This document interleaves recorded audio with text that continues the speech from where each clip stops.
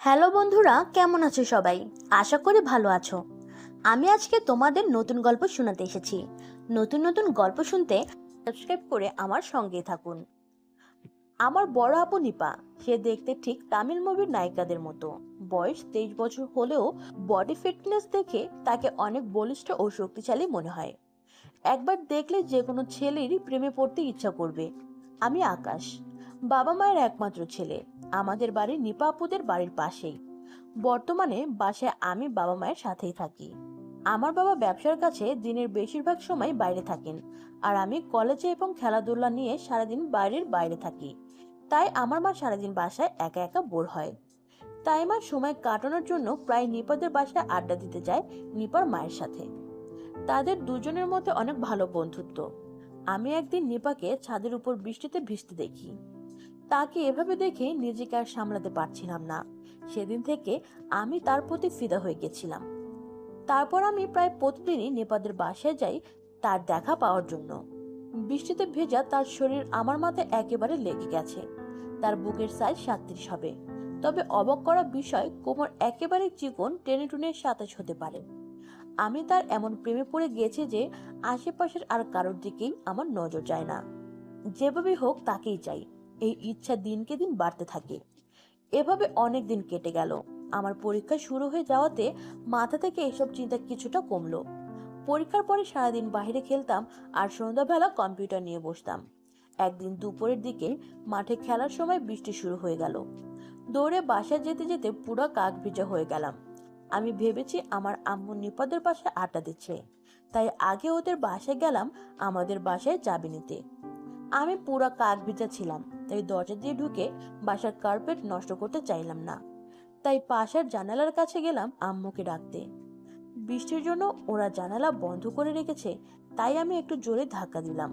তখন নিপার জানালা খুলে দিল আর জিজ্ঞেস করলো, কি হয়েছে আকাশ? দরজা না এসে জানালা কেন ধাক্কাচ্ছ? আমি উত্তর না দিয়ে তার দিকে তাকিয়ে রইলাম।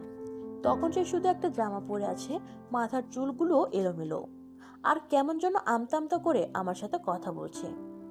আমি এদিক সেদিক তাকিয়ে ঘরের মধ্যে উকি দিতে আসল ঘটনা বুঝতে পারলাম। ওর বড় ভাই খাটের উপর কোমর পর্যন্ত চাদর টেনে খালি গায়ে শুয়ে আছে। সেটা দেখে বুঝতে পারলাম আসলে এতক্ষণ ধরে ও ঘরের ভিতর কি করছিল। আমি খুব কষ্টে নিজেকে সামলে নিয়ে আমার মায়ের কথা জিজ্ঞাসা করলাম। নিপা উত্তর দিল যে আমার আম্মু বৃষ্টির জন্য বাসায় চলে গেছে ছাদ থেকে কাপড় নামাবে বলে। আমি তখন বিদায় নিয়ে চলে গেলাম। আমি যেতেই নিপার সাথে সাথে জানালা বন্ধ করে দিল। পরদিন সকালবেলা আমার বাবা নাস্তা করে অফিসে চলে যাওয়ার পর আম্মু টেবিল গুছিয়ে রাখতে রাখতে আমাকে বলল, আজ তো স্বর্ণা আন্টির সাথে শপিং এ যাচ্ছি, আস্তে আস্তে সন্ধ্যা হবে। দুপুরে গোসল করে স্বর্ণা আন্টিদের বাসায় নিপার সাথে লাঞ্চ করে নিস। স্বর্ণা হচ্ছে নিপার আম্মু। আমি আর নিপা বাসায় একা থাকবো বলে নিপার মা রান্না করে রেখে গেছে দুপুরে আমাদের একসাথে খেতে হবে বলে। মা আর আন্টি 12টার দিকে বের হয়ে গেল। আমি একটা ছোট্ট প্ল্যান করলাম। প্রতিদিন তারা সবাই লাঞ্চের পর একটু ঘুমায়, আমি সেটা জানি। তাই আমি প্ল্যান করলাম লাঞ্চের পর নিপাদের বাসা থেকে বের না হয়ে থেকে যাব। আর এর মধ্যে যদি নিপা ঘুমিয়ে যায়, তাহলে আমি আমার সময়টাকে কাজে লাগাতে পারি কিনা চেষ্টা করব। নিপার বড় ভাইয়া ভার্সিটি থেকে বিকেলে চলে আসবে, আর মাও আন্টি সন্ধ্যার আগেও আসতে পারে, বলা যায় না। তাই আমি তাড়াতাড়ি চলে এলাম নিপাদের বাসায়, গোসল না করেই। আসার সময় একটা চিরকুট লিখে নিয়ে আসলাম, যদি কিছু করতে গিয়ে ধরা পড়ি তাহলে নিপা যেন মাকে অথবা আন্টিকে বিচার না দেয়, সেইগুলো চিঠিতে লেখা ছিল।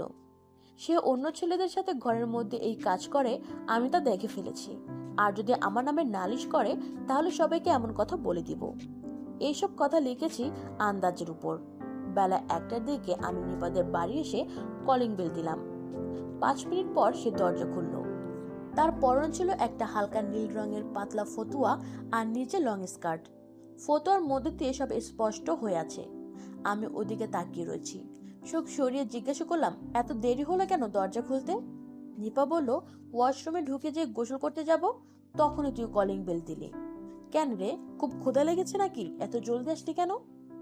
আমি সাথে সাথে বললাম, আপু, প্রচুর ক্ষুধা পেয়েছে। কথাটা তার বুকের দিকে তাকিয়ে তাকিয়ে বললাম। আর কি ইঙ্গিত করেছি তা সে খুব ভালো করেই বুঝে ফেলেছে। কিন্তু তবুও সে কথা এড়িয়ে বলল, আমি গোসল সেরে আসি, তুই বসে টিভি দেখ। 20 মিনিট পর নিপা একটা লিনেনের গোলাপি রঙের মেক্সি পরে মাথার চুল তাওয়াল দিয়ে মুছতে মুছতে ঘরে ঢুকলো। তাকে দেখে আমার চোখ ভরে গেল। নিপা বুঝে গেছে আমার ভাবসাব খুব একটা সুবিধের না। নিপা আপুকে খাবার টেবিলে যেতে বলে তাওয়াল রোদে দিতে বারান্দায় গেল। আমি সরে গিয়ে টেবিলে বসলাম। নিপা আমার প্লেটে ভাত তরকারি তুলে দিয়ে সে নিজেও খেতে শুরু করলো। দুজনে একসাথে খাওয়া দাওয়া শেষ করলাম। খাওয়া শেষ করে নিপা বলল, চল একটা নতুন মুভি দেখি। আমরা মুভি দেখা শুরু করলাম, কিন্তু কিছুক্ষণ পরে কারেন্ট চলে গেল। তখন নিপা বলল, কি আর করার, আমি এখন ঘুমাবো, তুইও তোর বাসায় গিয়ে ঘুমিয়ে থাকবে যা। আমি বাইরে না যাওয়ার উপায় খুঁজতে লাগলাম। একটু ভেবে বললাম, বাইরে প্রচুর রোদ আর কত গরম, এই গরমে ঘুম আসবে না। আর চাইলে তুমি শুয়ে পড়ো, আমি তোমায় হাত পাখা দিয়ে বাতাস করি। কারেন্ট এলে আমি তালা লাগিয়ে চাবি জানালা দিয়ে ভিতরে রেখে চলে যাব। নিপা কিছু না ভেবেই রাজি হয়ে গেল। সে বিছানায় শুয়ে পড়লো আর আমি পাশের চেয়ারে বসে বাতাস করছি। একটু পর আমি উঠে গিয়ে জানালার পর্দা বন্ধ করে দিয়ে এলাম আর বললাম, এত আলোতে ঘুম আসে না, আর রোদের গরম ভাব ঘরে আসছে। নিপা কোনো কথা বলল না।